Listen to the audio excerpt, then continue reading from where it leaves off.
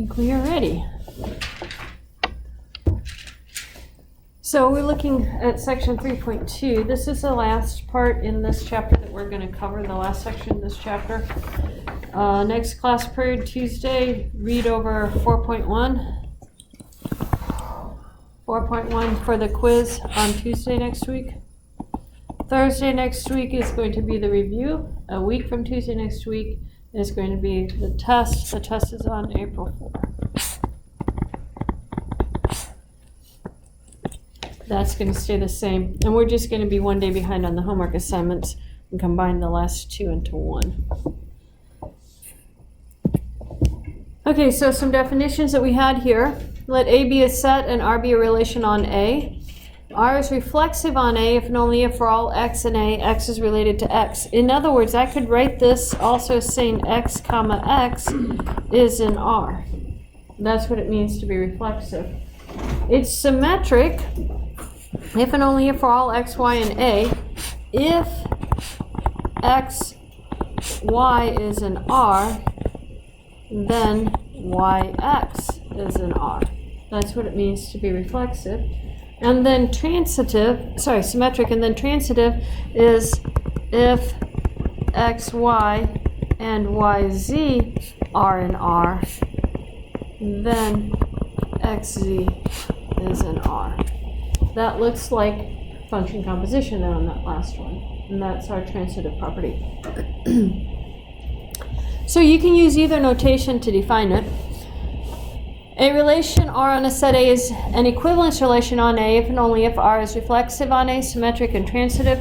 This was our question 1 on the quiz. That was our first question. Yeah. I'm not going to count you off for that. As long as you have, I'm looking for reflexive, symmetric, and transitive. And if you put the formulas up here from this one, you're going to have them. So yeah, that won't be wrong. Any other questions on that? Okay. So let's answer this question. Let R be a relation on a set A. How do we show that R satisfies the reflexive property on A? So that means we have to verify for all x in A, x comma x is in R. For every x in A, you have to verify that x comma x is in your relation. How do you show R satisfies the symmetric property? This one's a little bit different. You're going to say let x, y be in A such that x comma y is in R. Therefore, yx is in R. So you need this phrase right here and this phrase right here. You have to do some work in between here, and that work is going to depend on what your relation R is defined to be. And notice the difference here. Up here I had for all x. For every x in A, you have to know that x comma x is in R.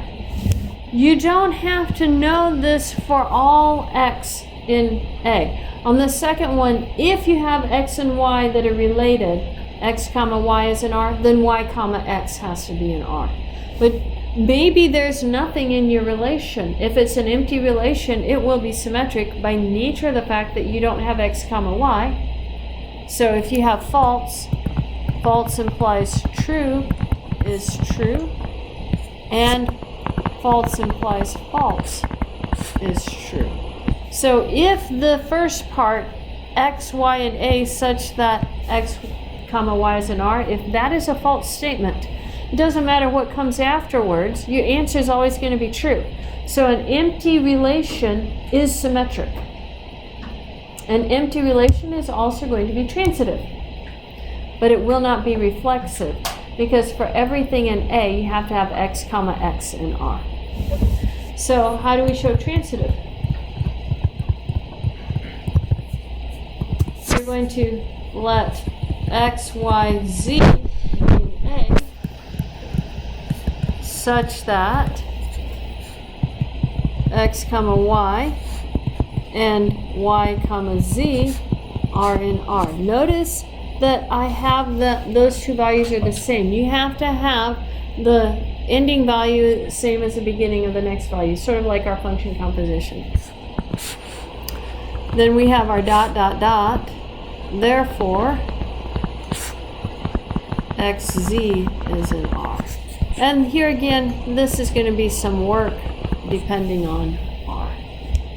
And you have to fill in those details. So that's how we would prove each of those properties.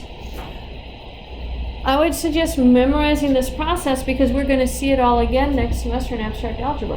Yeah. Why don't we have handles?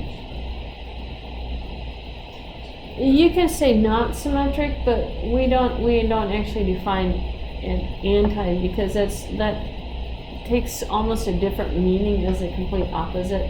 And symmetric and not symmetric are not necessarily considered opposites of each other. It's like gravity and anti-gravity. Anti-gravity is actually a lifting force kind of deal. But why don't we define anti-symmetric? We just say not symmetric. And we don't have special notation for it. But isn't anti-symmetric also symmetric? No, because for it to not be symmetric, if you want to say not, P implies Q. That is P and not Q. So I would have let all of this first part and xz is not in R. That's what it means not to be. Well, okay, not transitive. I did not transitive, but the same type of idea. You'd say let x, y be in R and yx not in R. That would be not symmetric. What I was saying defined is like if x is related to y and y is related to x and x has to be y. No, you don't know that x has to be y. Suppose your relationship is y equals to 2x. So you would have 1, 2, you'd have 2, 4, and that's your relation. Right. But here again, you don't have it going back the other direction except for the case of 0, 0. Okay. Yeah. So you don't necessarily know that x is related. Just because x is related to y and y is related to x doesn't mean x equals to y. Well, that's what they're saying in symmetric is, and they have, if a relation is anti-symmetric, it has to be that x is y. Only if you have a function. Okay. Yeah. And if you have a function, then what you're saying is correct. Yeah. Any other questions on that question? Not really a question for that, but abstract algebra or analysis? Abstract algebra. And I taught them in the fall. Oh, sorry, a year from fall. That was this last fall. Yeah. A year from fall. Yeah. Also not really. But the 2.4 proofs we used that It should have been up on E-Class. I haven't put those up on the other one yet. So just put them in on the 2.4 proofs thing. And so I got mine back. So it was not great. The feedback. Yeah. I haven't graded 2.4 yet, so they're not due today. Okay. Sorry. So We gave next 2 week. tests on Monday, and then I've been trying to get everything up on GradeScope, so I've been a little bit behind on grading. So yeah, next Tuesday next week. Well, you'll probably get them back over the weekend. I'll probably grade them on Sunday. But yeah, and we can talk on Tuesday about when they're due. You'll want them due before the test though, so that they get regraded. Yeah. Yeah, I forgot about those ones. Okay, so continuing, let R be a relation on a set A. How do we show that R does not satisfy the reflexive property on A?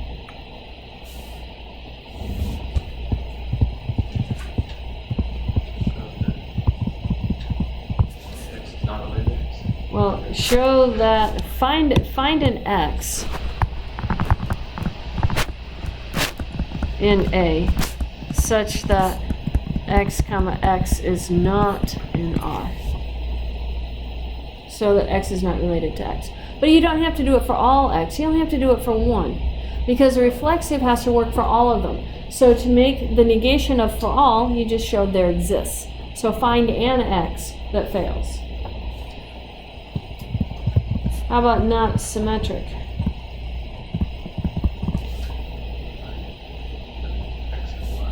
Okay, so remember we have P implies Q for the symmetric. If X, Y is in R, then Y, X is in R.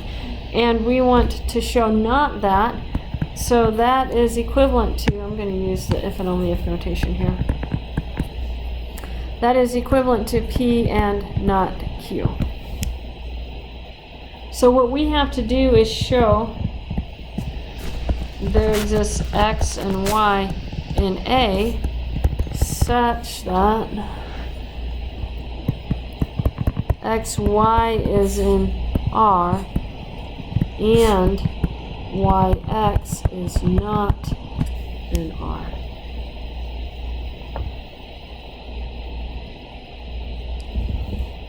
So instead of saying show there exists, we could say find an X, Y, and A. Because you usually do these by example. Find an X, Y, and A with X, comma, Y, and R, but Y, comma, X not in R. And how do you show not transitive?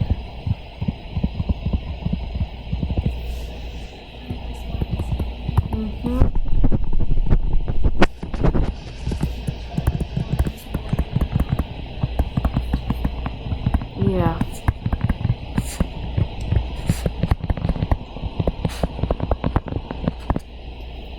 And that gives you your 3 different ways of verifying that it's not reflexive, not symmetric, or not transitive. You have some homework questions, and they're going to ask you, is it reflexive, is it symmetric, is it transitive? And that's what you're going to be looking for. If it isn't, you have to be able to come up with something where it fails.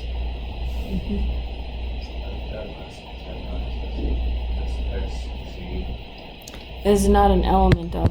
Oh, yeah. Yeah.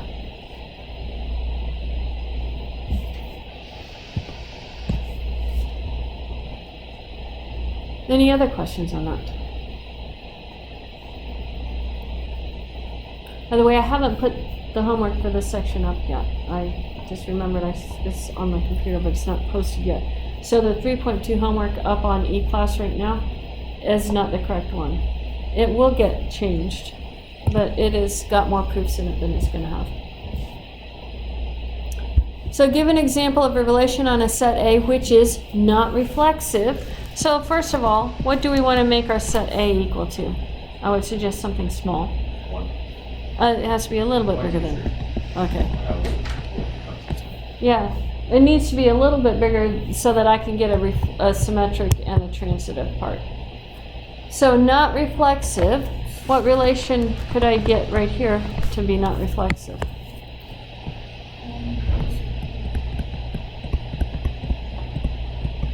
And in fact, if I want to make it a little more interesting, I could do 1, 1, and 2, 2, just not 3, 3. It just has to fail on one point. It could fail on all of them, but it only has to fail on one of them to be not reflexive. So let's try and figure out something that is not symmetric. So if 1, 2 is in there, then 2, 1 has to not be in there. So maybe we'll make the other one be 1, 1, and maybe a 3, 3.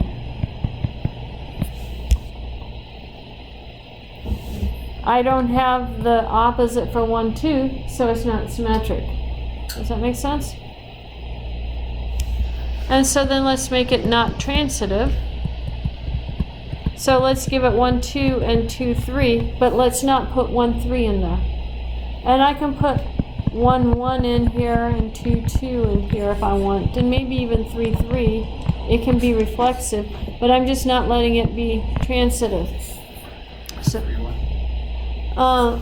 yeah, I could put a 3, 1 in there. I just can't have 1, 3 in there.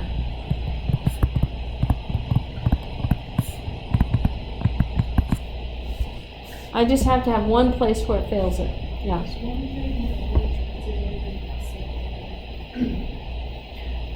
You can't say transitive in the set. You can say transitive on the relation to the set. But there's many relations to the set. So I could have, the book gives you one relation. Let's see. Let me write it down here. I missed it. It's on one of the pages in the book. Right here.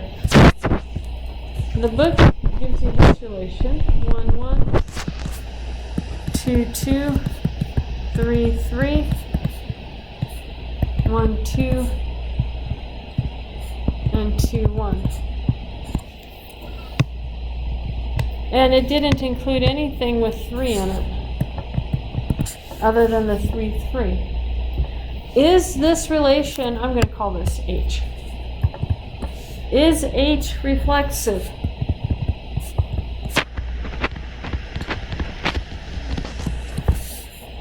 Yeah. It has 1, 1, it has 2, 2, it has 3, 3. It's reflexive.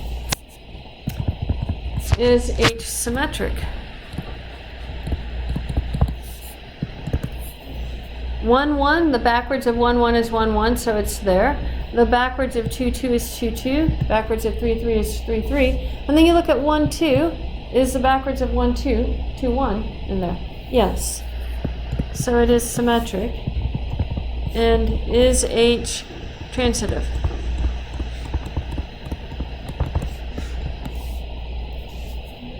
One goes to 2, 2 goes to 1. And so that would be 1, 1.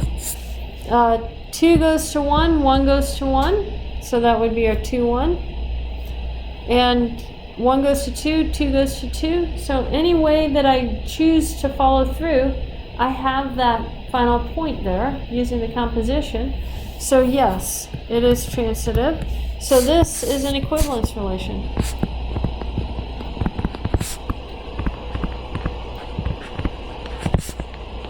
Now, what happens if we change it? What happens about this one?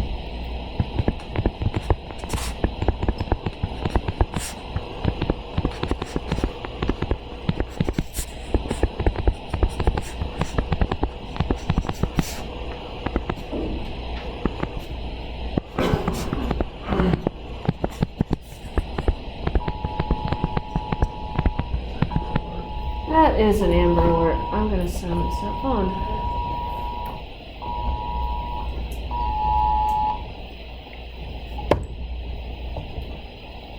There we go. It's muted. 3, 1, 3, 2. Now, this has all possible combinations of 1, 2, and 3 in it. So check and see if this one works. Do you have 1, 1, 2, 2, and 3, 3? Yes. So it is reflexive. And then if I start with 1, 2, is 2, 1 in it? Yes. If I look at 1, 3, is 3, 1 in it? Yes. If I look at 2, 3, is 3, 2 in it? Yeah, the flip of everything is in it. And if you go 1, 2, and 2, 1, you get 1, 1. If you go 1, 2, and 2, 2, that gives you 1, 2. That's there. If you did 1, 3, and 3, 1, you get 1, 1. So any combination of two pairs is also there. So it's transitive. It's a different relation. So when you say is 3 the only symmetric property of a set, you can't say that. You have to say is a point part of a symmetric relation on a set, because I can give you multiple relations on a set. I don't understand how you were just looking for transitive. Yeah. Okay. So start with any point here, 1, 2, and something else that has a 2 in it. So maybe I'll go with 2, 3. If I combine both of those using the composition, I'm going to get 1, 3. Well, just think about them combined together. 1 goes to 2, 2 goes to 3, I get 1, 3, right? Is 1, 3 in my set? Yes. No matter which pair of two of them, where the second number has to be the first number in the second set you choose, the two outside values get paired together. Does that make sense? Yeah, that's transitive.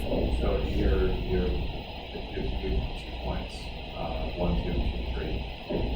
I have to Y have value one. and your X value have to match, Yes. and then the outside points. Then the outside points have to combine into be one of the points in the set. Point, but if that point's on, then it's transitive. For every possible combination that works, yes. Okay. Any other questions on that?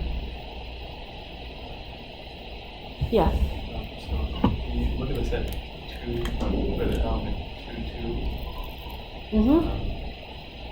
So 2 goes to 2, and then 2 also goes to 1, but there is no 2, 1. 2 goes to 2, which goes to 1. Oh. Yeah, it's just in a different order from what you would think to see it. Because I did the first point paired with everything, and then the second point. Yeah. So it is there. Otherwise, we'd have problems. Yeah. Okay, so let's look at another example. Let R be the relation is subset of. So we're looking at subset equal. On the power set of the integers.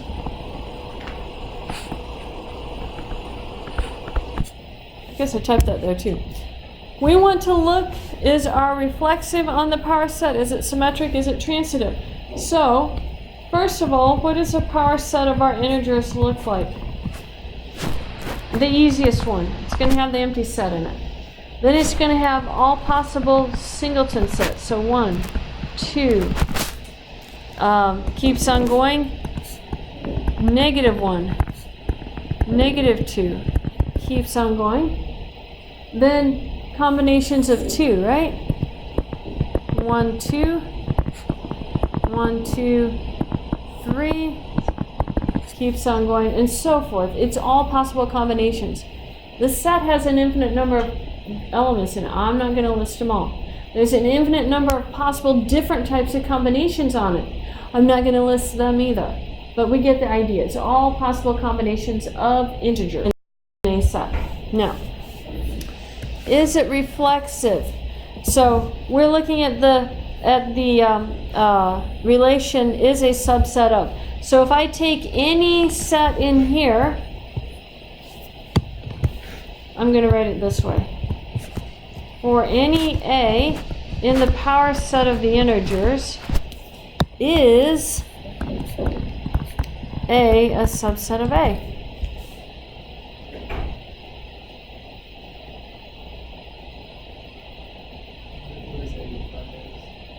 It's one of these sets in here. Disconnected, reconnected. It's starting to do that in this classroom now. I don't know why. So that is the reflexive. Is it symmetric? So I'm going to let A and B be in the power set of the integers such that A is a subset of B. Doesn't necessarily have to follow that B is a subset of A. Yeah. I'm going to put it this way, need not be.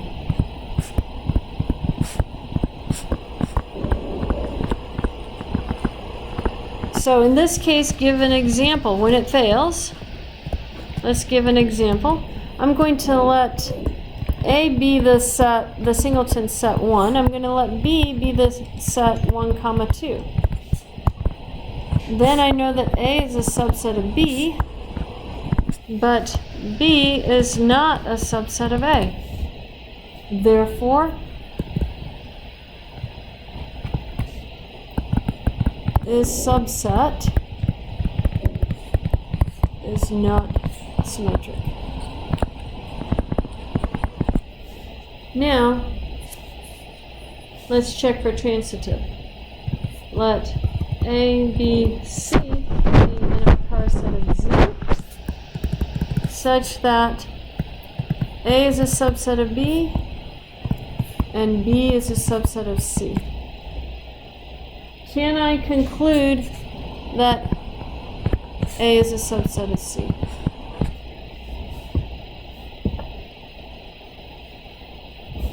Yeah, if everything in A lives in B, here's A, it lives in B, B lives in C. Does A live in C? Yes. So, is subset is transitive. What this example shows you is that relations do not have to always be all three. You can have some that are reflexive, some that are symmetric, some that are transitive, and some that are any combination two of those three, but not all three. You can have some that are all three, and when they are all three, we call it a equivalence relation on our set. Any questions on that?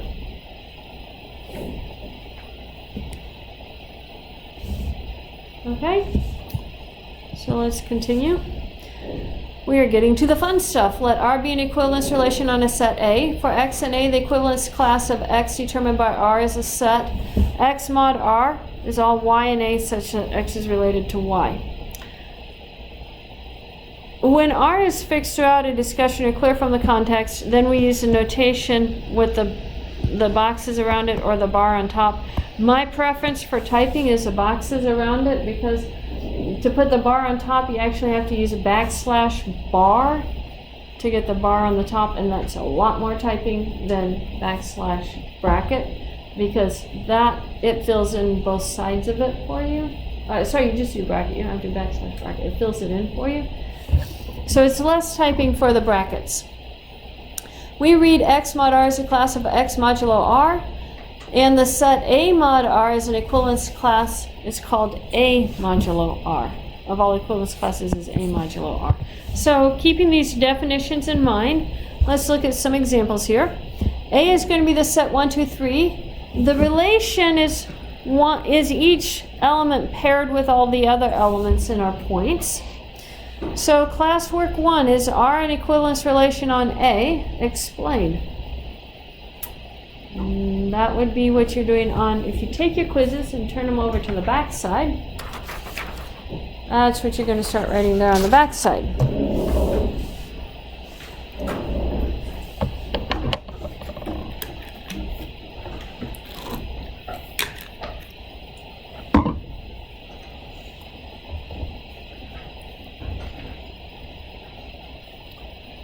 How do you verify if it's an equivalence relation? Yeah, so you just have to, I didn't ask you to show, I just asked you to explain if it is or isn't. So determine whether it is or isn't, and if it isn't, tell me what it fails. So, yeah, you're not proving it, you're just actually determining if it's reflexive, is it symmetric, is it transitive.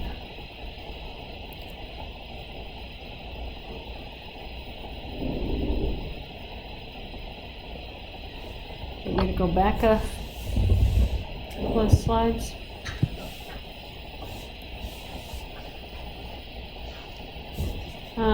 Even one more.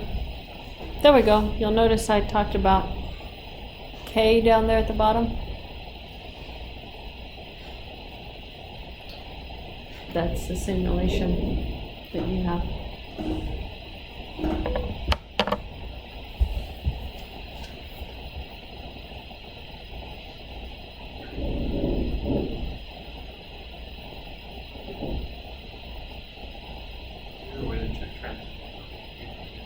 We just group them, yeah. But if you notice there, I've given you every possible combination of all of them, so it's going to be there. Yeah.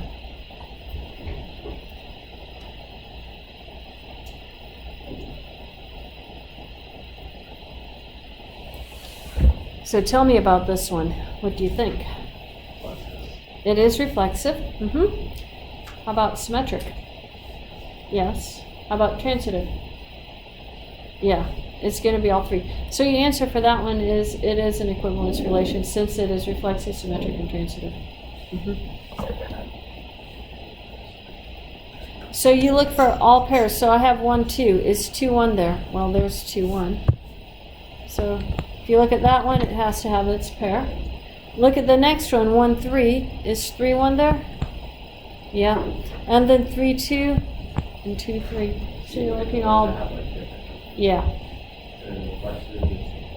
The same numbers on both sides of the comma. So 1, 1, 2, 2, 3, 3. And then transitive, you pair them up by 2, where they share the middle one, and then check and see if the 2 outside terms form a point.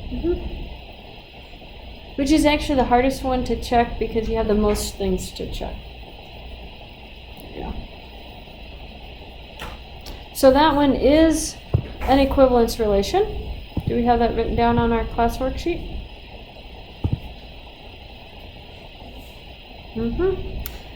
Let's look at 1 mod r. Remember, 1 mod r, this is a set of all x in A such that 1 comma x is in R.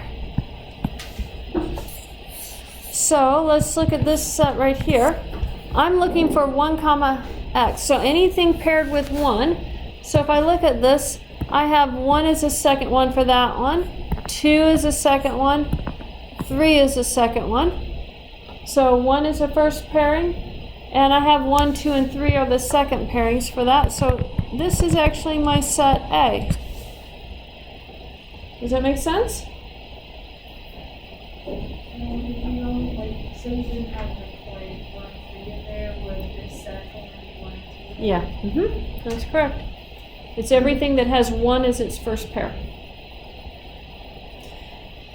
You get to do 2 mod r and 3 mod r in your classwork.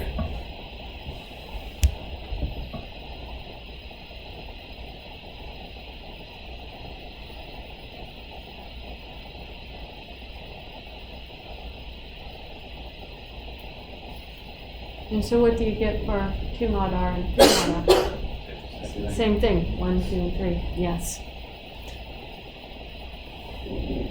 Now, let's write down our A mod r.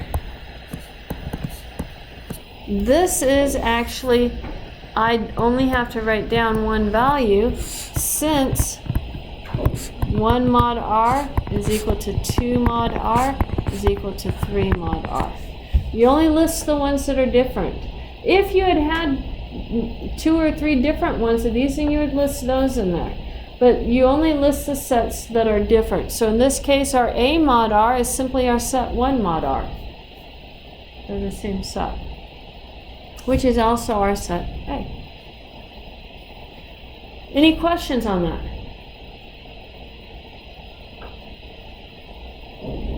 Notice something highly entertaining about these. These are 3 different names for the exact same set. So just because you can represent sets with different names doesn't mean the sets themselves are different. And we're going to see that again in our abstract algebra class.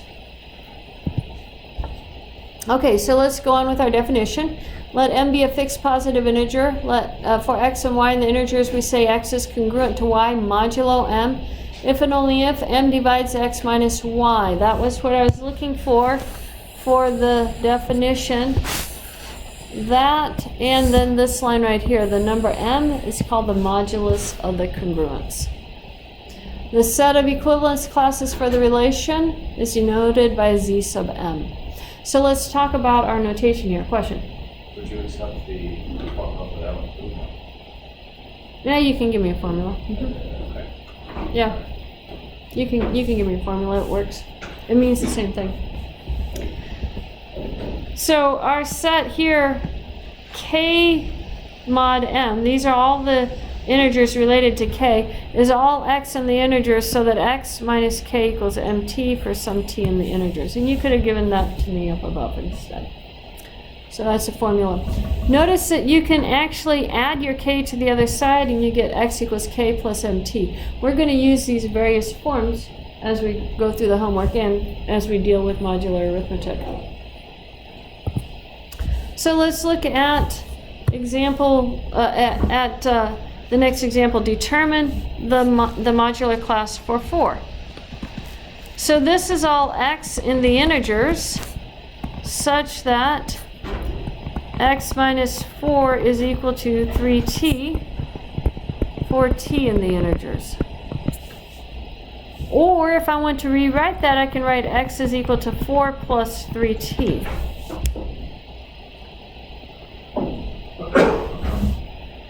Now, if I'm writing this set down, all I do is cycle through all the integers for t. So I'm going to start with t equals to negative 2. And then I'm going to do t equals a negative 1, t equals 0, 1, and 2. And that'll get a pattern for me. So I'm going to do dot, dot, dot. When t equals a negative 2, I have 3 times the negative 2 is what? Negative 6. Add that to 4. negative 2.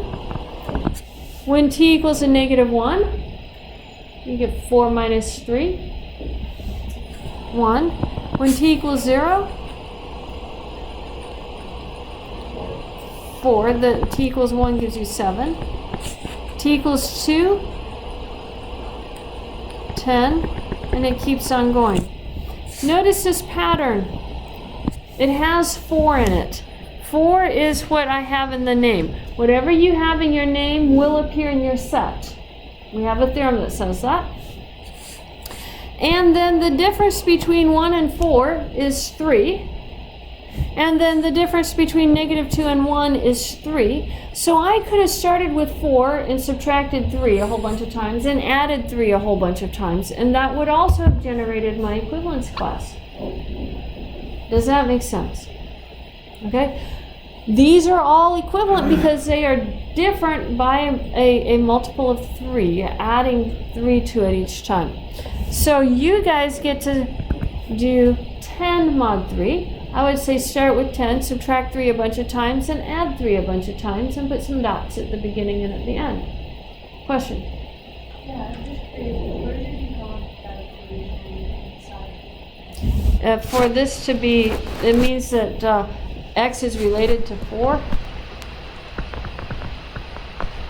Mod 3. I did that wrong. X is related to 4 mod 3. And so that means that x minus 4 has to be a multiple of 3. That's our definition. So that means x minus 4 equals 3t.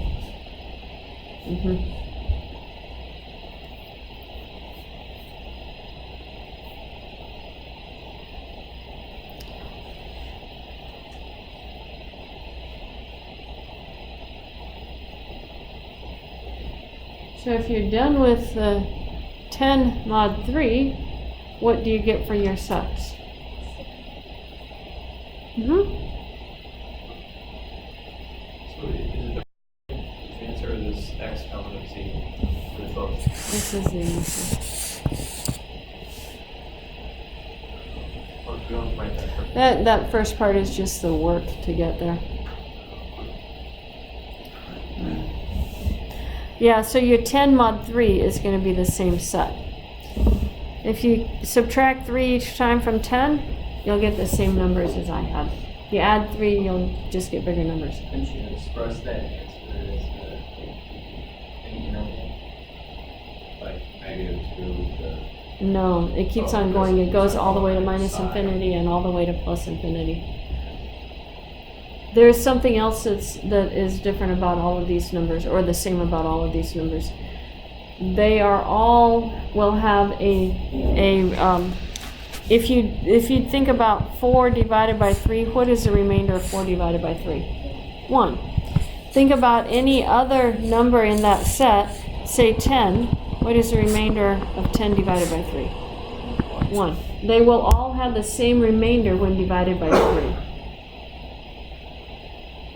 And so if you were to express this, we often use the number integer smaller than 3 that's in the set, but positive integer less than 3. That's usually what we use to represent these. But you can represent them with an infinite number of names. So we could just represent this as 1? Yeah, you could say 1 mod 3. That'd be as accurate an answer. Let's look at do we have number 2 done? how many elements would you? 3 or 4. That'll be enough to show you pattern. Dots on either side of it. So let's look at number 3 here. Show that 10 is congruent to 16 mod 3. So for 10 to be congruent to 16 mod 3, that means I need 10 minus 16 to be 3 times something, and I have to figure out what that something should be. What is 10 minus 16? Negative 6. And so that would be 3 times what? Negative 2. There's your work.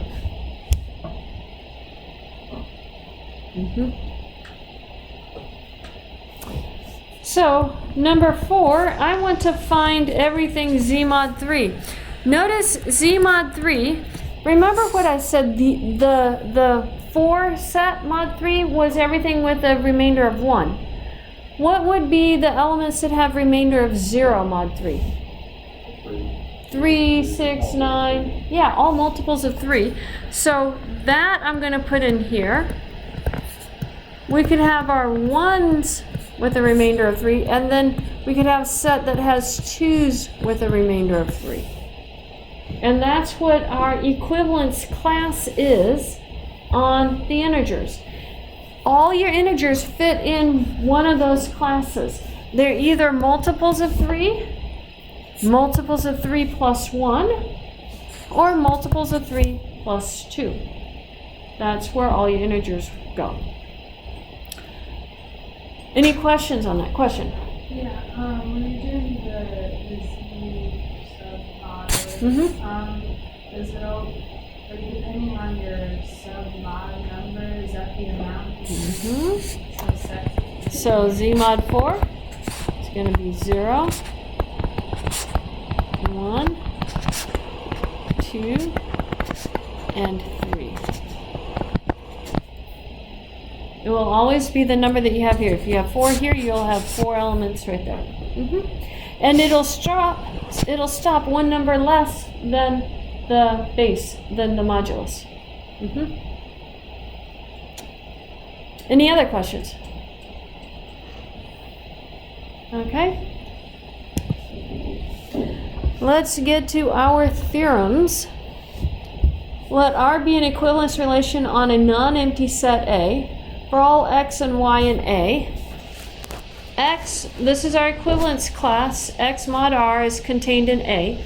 That's our definition. That's by our definition.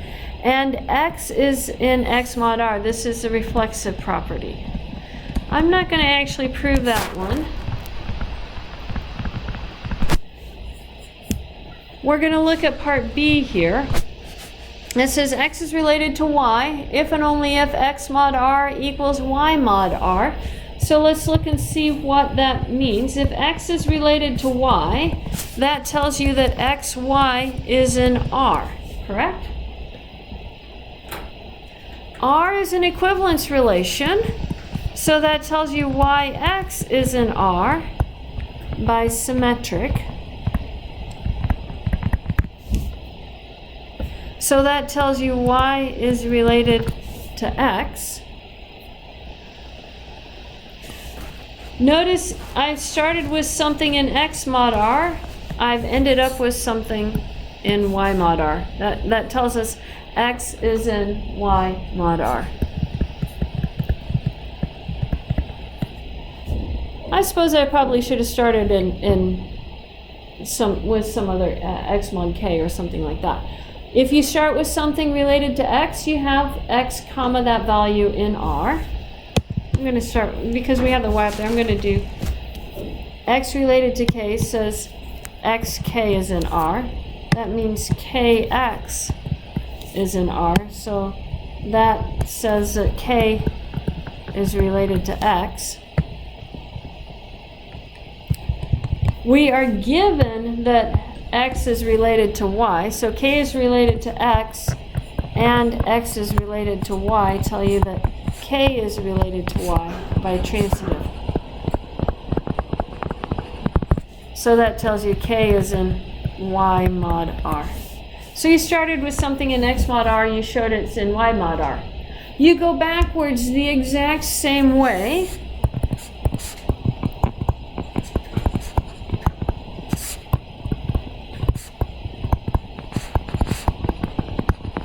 And that's the proof for going backwards. I'm not so much worried about this proof as I am worried about the proof using the modular arithmetic. So we're going to go look at that proof. This one's fairly straightforward because we know the symmetric transitive and all of those properties. So don't worry too much about this one. Let's go to this next one. And this one is the important one. This is the one I want to get done in the next 4 or 5 minutes. We are going to skip classwork number 4 just due to time on your classwork sheet. Oh, yeah. Classwork 4. Just put it right number clear. Do what? Just put it right, do you have it for Yeah, it'll be up there, but I want to run through this proof and then we'll load it all up. This proof is actually important, and this proof has a funny habit of showing up on TUS. So let's actually do this proof. For every fixed positive integer m, congruence modulo m is an equivalence relation on the integers. So we're going to let m be in the positive integers. So that means it's in the natural numbers. To be able to show it's an equivalence relation, I have to show reflexive. I have to show symmetric. And I have to show transitive. So to show reflexive, what I'm going to say is now, for all x in the integers, x minus x is equal to m times 0, right? What is x minus x equal to? 0. M times 0? 0. Thus, my modular arithmetic, it just says x is related to x. I'll write it down. And our relation is reflexive. Reflexive is the easiest one. Now let's show symmetric. Let x and y be in the integers such that x is modulo m related to y. I just write it down. Whenever I do these proofs, I first write it down using the symbols that they give me. That's what I have to do. Apply the definition. By definition of modular m, I know that there exists a t in the integers such that x minus y is equal to m times t. Now remember, for symmetric, if I have x is related to y, I need to know that y is related to x. So y related to x would tell me y minus x is a multiple of m. I have x minus y as a multiple of m. How do I get to y minus x? Yeah, it's a negative of x minus y. So negative of m times t, which is m times a negative t, which is definitely in the integers, right? And so y is congruent to x mod m. Thus, our congruence modulo m is symmetric. Now to show transitive. Let x, y, z be in the integers such that x is m related to y and y is m related to z. Apply the definitions. There exists, I'm going to call them q and r in the integers such that x minus y is equal to mq and y minus z is equal to m times r. I have to show something about x minus z, the first one and the last one. X minus z is equal to x minus y plus y minus z. Convince yourself of that. How did I do that? The y's cancel out. Subtract and add. This is called adding 0. Minus y plus y gives you 0, so I've added 0. But now I can write that as x minus y plus y minus z. What is x minus y equal to? mq. And y minus z? mr. Factor out your m. Equals m. Did we use a t already? Okay. mk. where k equals q plus r is in the integers. Thus, x is m related to z. X is congruent to z mod m. Therefore, mod m is transitive.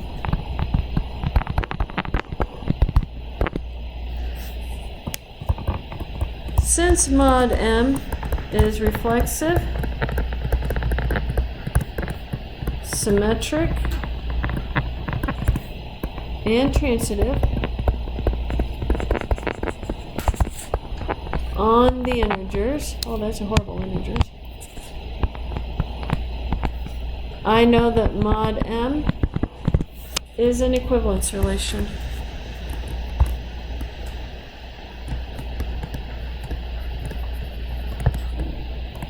On the integers. It's almost the simplest equivalence relation proof I can give you. The simplest one is equal signs. This one is a very simple proof. It has a habit of showing up on tests. Any questions on that? Question? Where are you getting those equations in grade 1 and 3?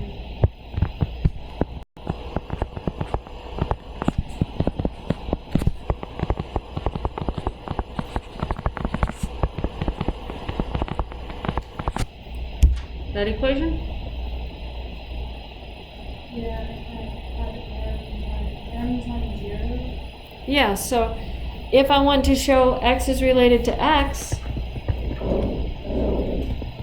then I have to look at x minus x is equal to m times